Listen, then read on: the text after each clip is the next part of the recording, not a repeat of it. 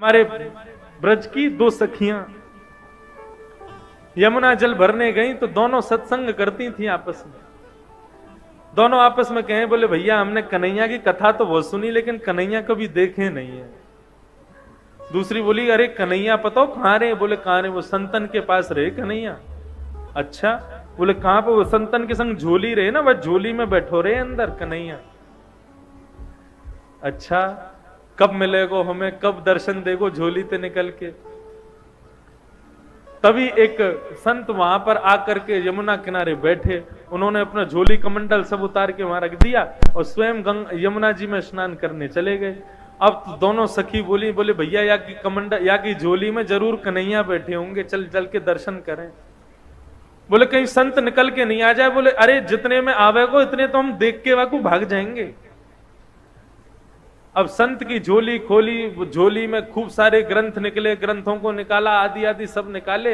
नन्हे से डिब्बे में डिब्बा खोल करके देखा, डिब्बे में से कपड़ा हटाया तो लड्डू गोपाल उसमें विराजमान। अब तो सखियां दोनों आपस में, देख देख गोपाल जी, देखी बेटो कन्हैया। अरे बहन कितना सुंदर है कन्हैया। नन्हे से गोपाल जी हाथ में माखन लेके बैठे, लड्डू गोपाल।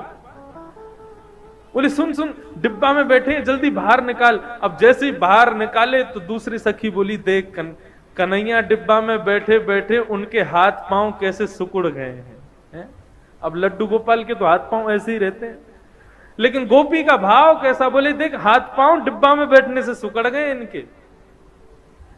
चल मेरे पास मक्खन रखो, इन्हें मक्खन से मालिश करके इनके हाथ पावन को सीधो कर दूं। अब तो मक्खन से जैसे ही मालिश करनी शुरू करी, करते करते करते करते लड्डू गोपाल भगवान खड़े हो गए, पैर भी सीधे हो गए, हाथ भी सीधे हो गए, कन्हैया खड़े हो गए।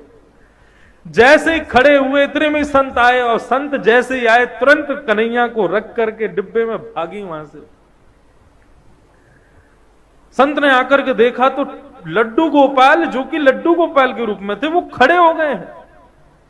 संत ने तो कहा कि अब उन सखी रुकती तो उनको प्रणाम करता, वो तो चली गई। प्रभु आज आपने बड़ी कृपा करी, आपने ऐसा चमत्कार दिखाया, आज ऐसे स्वरूप में दर्शन दिए।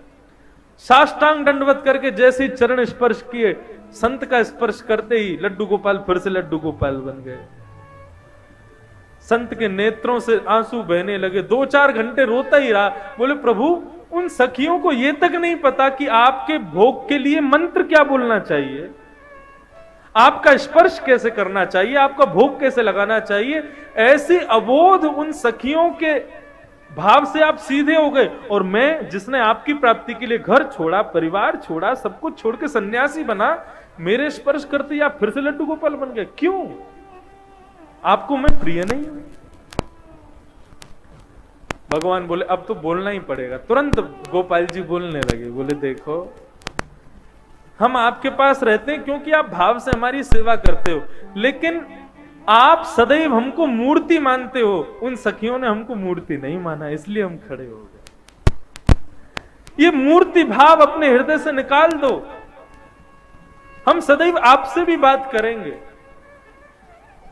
भागवत में आदि ग्रंथों में कितनी जगह कहा गया है कि अपने घर में अविराजित अपने लड्डू गोपाल को कभी मूर्ति नहीं समझना चाहिए। वो साक्षात ठाकुर जी, साक्षात कन्हैया।